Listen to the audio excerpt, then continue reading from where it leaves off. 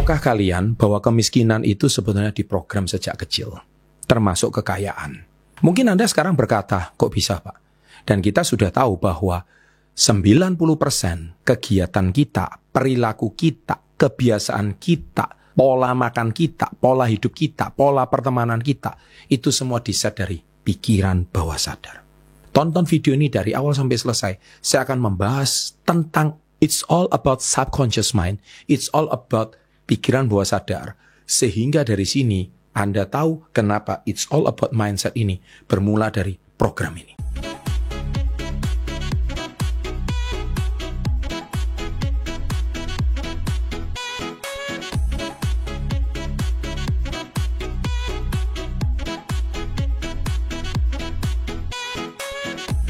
Welcome to Success Before 30 Business and Financial Mentoring. Sahabat entrepreneur, salam hebat luar biasa. Di video kali ini, saya kembali akan membahas tentang pikiran bawah sadar. Mungkin ini ada video yang kesekian kalinya saya buat di Success Before 30. Tidak bosan-bosannya saya membuat karena video ini tidak lekang oleh waktu. Ketika saya membahas video ini, kalau kita diingatkan, akan membuat kita itu senantiasa disadarkan agar kita itu jangan sampai masuk dan terperangkap ke dalam jebakan pikiran bawah sadar.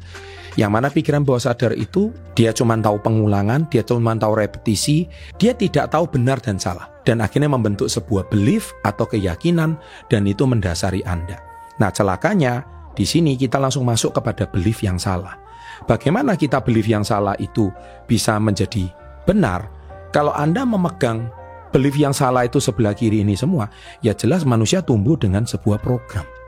Mari kita lihat dulu belief yang salah. Hidup itu yang penting cukup makan, jangan mimpi tinggi-tinggi. Berapa banyak kita sering dengar kata-kata ini? Jelas saja kita diprogram untuk miskin. Uang tidak akan membuatmu bahagia, yang penting hidup itu selamat. Yang penting sehat. Ya jelas, maka doamu, kata-katamu sesuai dengan ucapanmu. Karena bagi Anda yang penting Anda cari selamatnya, nggak penting bahagianya. Sehingga uang itu pas-pasan aja di dalam hidup Anda, nggak pernah benar-benar lebih atau berkelimpahan. Karena di bawah sadarmu tidak ada definisi uang itu bisa membuatmu bahagia. Kamu harus bersyukur dengan apa yang kamu punya, jangan berharap lebih. Berapa banyak yang kita sering dengar kata ini?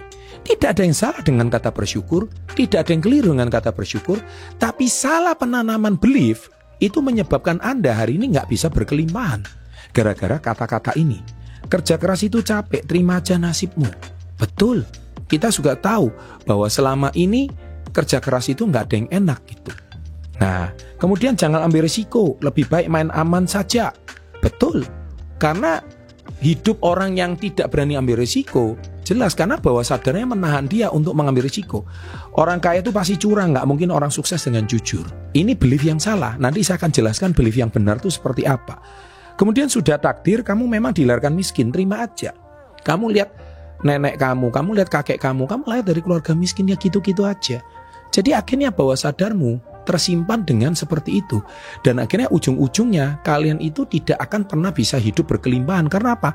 Di bawah sadarnya tersimpan Anda punya program itu memang dilahirkan untuk miskin. Sudah, terima aja, yang penting kamu cukup makan, yang penting kamu cukup tidur, yang penting kamu sehat. Ya sudahlah, gak usahlah berpikir Anda itu mau jadi kaya raya, sukses sampai orang.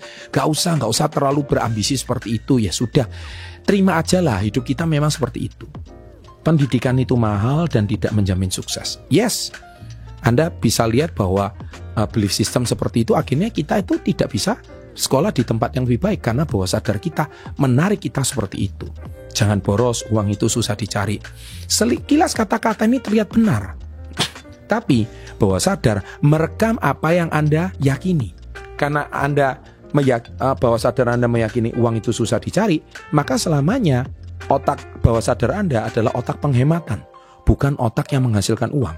Kita ini hanya orang kecil, nggak bisa apa-apa. Nah, belief system ini diprogram 99% untuk Anda tetap hidup miskin. Sadar atau tidak, di tabel kiri seperti itu. Nah, sedangkan golongan 1% yang di sebelah kanan ini, belief yang benar adalah seperti ini. Hidup itu adalah tentang pertumbuhan, dan mimpi besar adalah bagian dari itu. Yes, karena hidup itu always grow. Sehingga Anda tuh punya yang namanya growth mindset. Jadi otak Anda selalu berkembang. Growth mindset ini menyebabkan Anda hidupnya tuh terus bertumbuh dan mau maju. Anda nggak stagnan di sebuah fase. Dengan usaha dan kerja keras, kamu bisa mencapai apapun yang kamu inginkan. Betul. Kata-kata yang sama loh. Uang tidak membuatmu bahagia, tapi dengan usaha dan kerja keras, kamu bisa mencapai apapun yang Anda inginkan. Beda kan? Kemudian pendidikan adalah investasi terbaik untuk masa depan yang bicara. Ini belief yang benar. Setiap orang punya potensi untuk sukses, termasuk kamu. Nggak peduli kamu dari latar belakang apapun. Nggak peduli kamu dari suku apapun. Nggak peduli kamu dari agama apapun. Kamu punya hak untuk sukses. Itu belief yang benar. Nggak peduli orang tuamu mungkin petani, nelayan, atau kuli bangunan, atau mungkin cuma seorang. Kamu punya hak untuk sukses. Ya, itu hak setiap orang. Ambil risiko yang dihitung, karena di sanalah peluang besar itu berada. Kekayaan dan keberhasilan adalah hasil dari usaha, kejujuran dan ketekunan. Nah, ini adalah belief yang benar. Dan bawah sadarmu merekam itu. Kalau di bawah sadarmu tidak ada program seperti ini, otomatis bagaimana bawah sadar Anda bisa mewujudkan yang Anda yakini? Tidak ada yang mustahil, semua bisa diraih dengan niat dan kerja keras. Tidak ada yang mustahil. Kalau belief yang salah kan, kerja keras nanti malah sakit. Kerja keras itu capek, terima aja nasib kita. Ya, kita udah pasrah sama nasib itu. Pendidikan adalah kunci untuk mengubah hidup dan meraih sukses. Makanya Winston Churchill pernah berkata, knowledge is power. Sorry, mungkin saya salah ya, bukan Winston Churchill ya, tapi knowledge is power itu adalah salah satu kata dari tokoh yang terkenal. Ralat, correct me if I'm wrong. Jadi Anda silakan tulis di kolom komen siapa yang bilang knowledge is power. Ya. Dan itu luar biasa. Kemudian gunakan uang dengan bijak, tapi jangan takut untuk berinvestasi pada diri sendiri. Jadi otak berkelimpahannya itu ada. Karena orang kaya, mereka tuh bukan boros, tapi mereka tuh percaya sumber uangnya akan ada lagi.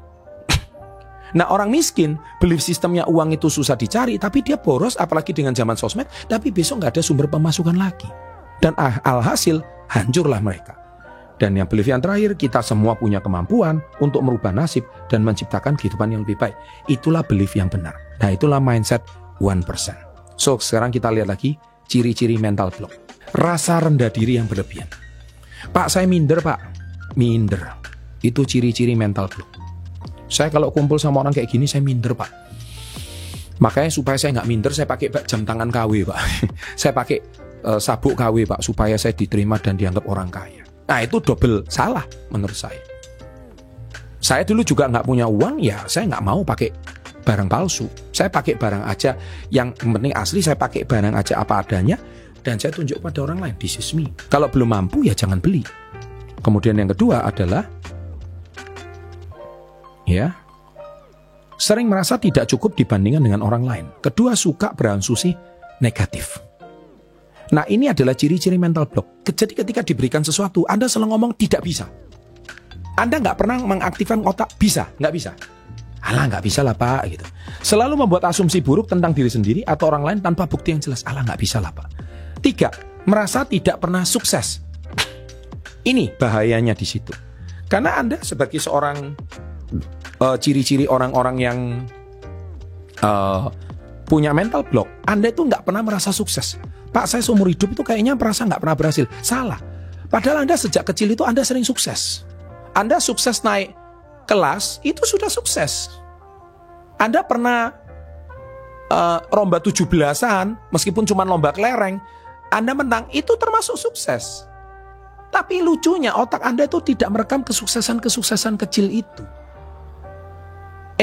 Tahukah kalian, kalau kamu punya pekerjaan, kamu lebih beruntung daripada 10 juta Gen Z yang hari ini masih menganggur. Kamu lebih beruntung dari 10 juta orang. Kamu hari ini masih bisa makan, kamu jauh lebih beruntung daripada jutaan orang yang hari ini kena kanker kerongkongan. Kenapa kamu hari ini tidak pernah mensyukuri sebagian kecil kesuksesanmu yang pernah kamu raih, tapi kamu itu selalu menganggap itu, alah Pak, itu kesuksesan kecil, gak ada artinya Pak dengan kesuksesan yang besar. Sulit mengakui pencapaian diri dan merasa selalu gagal, itu keliru. Padahal kesuksesan sekecil apapun itu harus disyukuri. Pencapaian sekecil apapun itu harus disyukuri. Itulah bagaimana cara lepas dari mental block. Dan selalu membenarkan kegagalan. Orang-orang yang punya mental block adalah, nah benar kan, gagal lagi kan, nah benar kan saya ngomong apa kan, nah benar kan, Susah kan? Nah benar. Nah jadi otak susahnya itu jauh lebih besar daripada otak bisanya. Otak sulitnya selalu menjadi lebih dominan daripada otak bisanya. Otak kekurangannya selalu menjadi lebih kuat daripada otak kelebihannya. Tahu nggak kalian bahwa mental block itu selalu seperti itu cara kerjanya. Dan akhirnya kalian ya selalu mencari alasan untuk setiap kegagalan tanpa berusaha untuk memperbaiki diri. Ayo, yang punya mental block sampai detik ini, coba tulis di kolom komen, mental blockmu apa? Saya akan baca di kolom komen, saya akan baca, semoga saya bisa membantu Anda. Karena begitu banyak orang yang mengikuti Success Before 30 sejak 11 tahun yang lalu, mereka sudah berhasil mengatasi mental blocknya, mereka sudah berhasil mengubah hidupnya, mereka sudah mempunyai taraf kehidupan lebih baik karena mereka lepas dari mental blocknya. Memberi label negatif pada diri sendiri, sering menggunakan istilah-istilah yang merendahkan diri. Contohnya apa? Ya, saya minder, saya pemalu, saya orang yang nggak bisa, saya nggak mampu. Nggak boleh ada kata-kata seperti itu. Takut mengambil tindakan. Jadi orang-orang yang seperti ini sangat berbahaya sekali. Akhirnya ketakutan berlebihan, mencoba hal yang baru atau mengambil risiko. Nah, kemudian kita lihat lagi juga contoh-contoh berikut. Stuck di zona nyaman. Stuck di zona nyaman itu artinya apa? Anda itu berada di fase nyaman terus. Cenderung memilih untuk tetap berada di zona nyaman karena takut menghadapi tantangan. Orang yang di zona nyaman ini nggak pernah bisa maju, nggak pernah bisa tumbuh. Dan orang-orang yang di zona nyaman ini akhirnya cenderungnya menjadi tidak berhasil. Dan sering mengeluh tentang kekurangan diri. Terlalu fokus pada kelemahan, bukan potensi atau kekuatan diri. Seperti yang saya katakan itu tadi. Oleh sebab itu sangat berbahaya orang yang punya mental block ini. Dan celakanya lagi, sudah lemah, minder, dia merasa paling tahu. Cenderung merasa diri paling benar, sulit menerima masukan dari orang lain. Ini orang-orang yang punya rendah diri. Suka membandingkan diri dengan orang lain. Selalu melihat orang lain lebih baik, yang bisa mengurangi rasa percaya diri. Dan perhatian, jika perilaku ini sudah menjadi kebiasaan, maka bisa menjadi penghalang besar dalam mencapai potensi maksimal. Ngeri ya, penyakit mental ini ya. Penyakit mental ini selalu merasa diri itu kecil, suka membandingkan diri dengan orang lain. Gak pernah percaya diri. Loh Pak, dia itu bisa, saya gak bisa. Pokoknya selalu otak tidak bisanya dominan. Bukankah Anda 99% itu tadi? Nah, saya mulai bahas asal mula penyebab mental block. Mental block itu berkembang dari berbagai pengalaman hidup. Jadi dari past atau masa lalu. Mental block itu selalu dari trauma masa lalu, menyenangkan atau pola pikir yang terbentuk dari kebiasaan buruk. Dan akhirnya mental block ini berkembang terus sehingga semakin lama semakin besar. Jadi berikut adalah penyebab umum yang sering menjadi munculnya mental block. Yang pertama, trauma masa lalu. Pengalaman traumatis di masa lalu seperti orang tua, keluarga, penanaman yang salah, belief system yang salah, itu menjadi pondasi dan akar kita untuk mengangkat kita derajat yang lebih baik. Hal ini bisa mempengaruhi seseorang untuk merasa takut mencoba hal-hal yang baru. Dan yang kedua, mental block itu adalah janji yang tidak ditepati oleh orang tua. Ketika anak sering dijanjikan sesuatu orang tua, tapi orang tua janji itu tidak ditepati, itu dapat menanamkan rasa ketidakpercayaan diri dan kekecewaan. Akibatnya seorang bisa tumbuh menjadi ragu-ragu atau takut berharap. Dan yang ketiga, dijanjikan, dibohongi, dikecewakan oleh teman. Benar, ini akan menyebabkan mental block.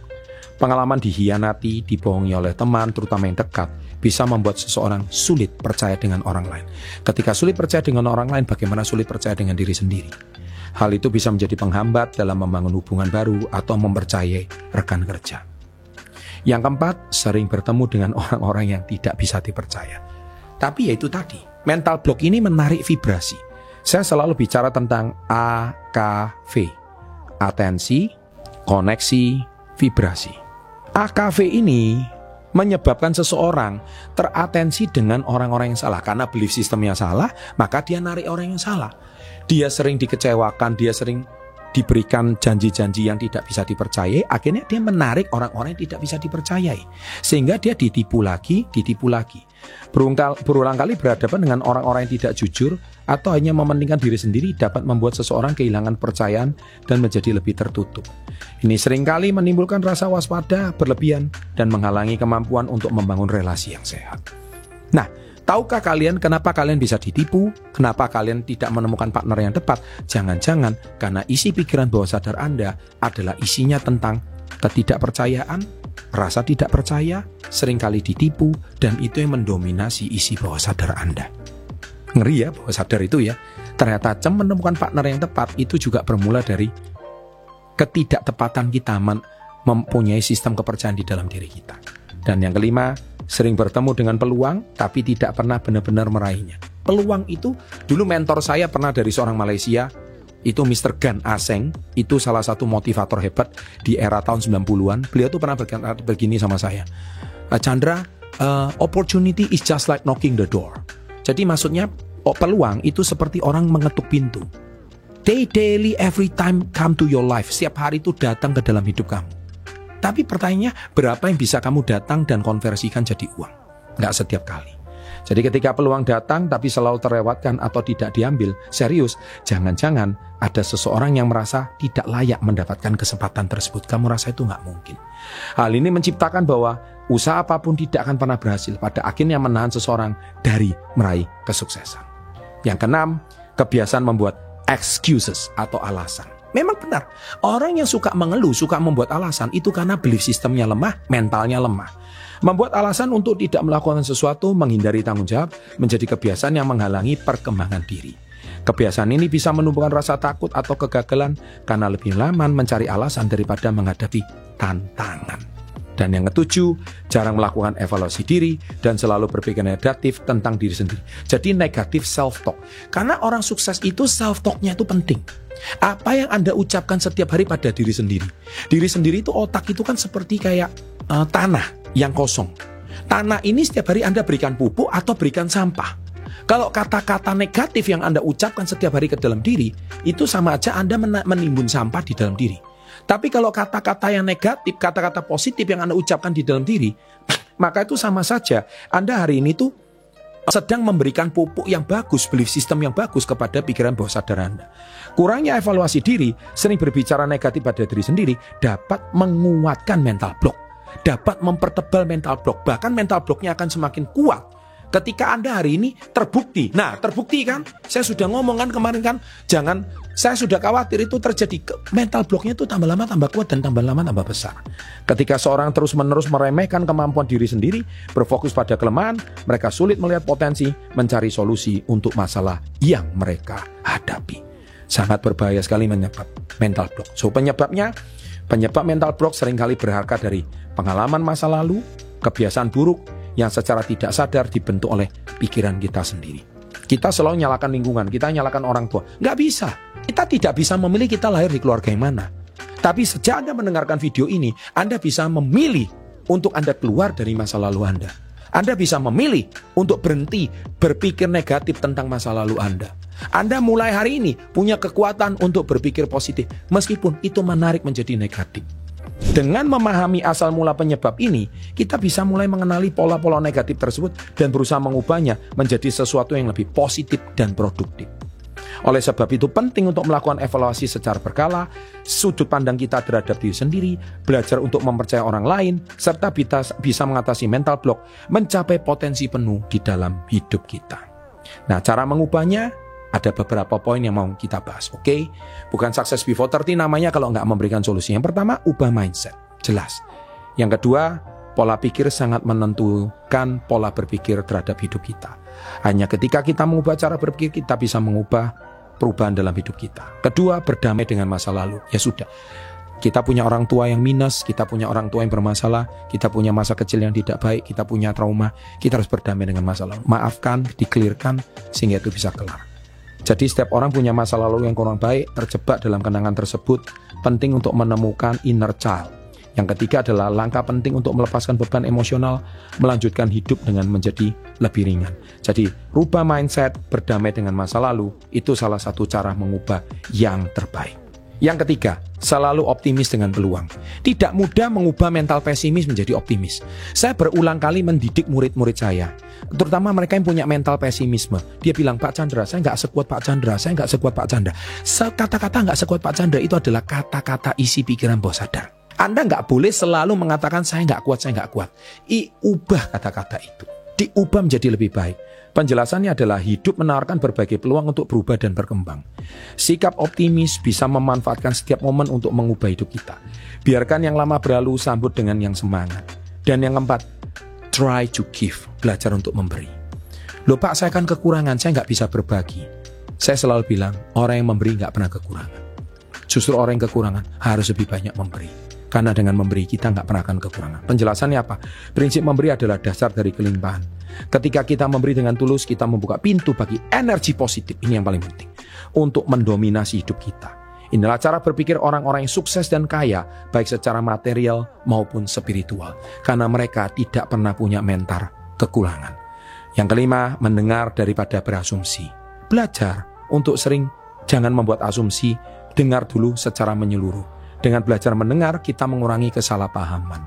6. Belajar percaya pada diri sendiri dan orang lain. Tidak semua orang punya niat buruk. Penting bagi diri kita sendiri untuk berpikir positif bagi orang lain. Dengan kepercayaan yang sehat, belief system yang sehat, niscaya kita punya mental yang sehat. Kalau kita punya mental yang sehat, baru kita bisa menyenangi orang lain. Baru bisa menyehatkan orang lain. Makanya saya selalu ajarkan, saya cinta diri saya sangat bahagia, saya pasti bisa. Kenapa harus cinta diri saya? Karena harus cinta dulu, baru bisa mencintai orang lain. Saya sangat bahagia, kenapa harus bahagia dulu? Baru bisa membahagiakan orang lain. Semoga apa yang saya sampaikan tentang pikiran bawah sadar selama 20 lebih menit ini akan membongkar semua isi bawah sadar kita. Dan mulai dari sekarang belajar untuk lebih positif, afirmasi positif setiap hari. Saya cinta diri saya sangat bahagia, saya pasti bisa. Saya tunggu komentar positif Anda. Semoga Anda adalah orang yang sukses sebelum usia 30 berikutnya. Sukses untuk Anda. And always jangan lupa like-nya. Salam hebat, luar biasa.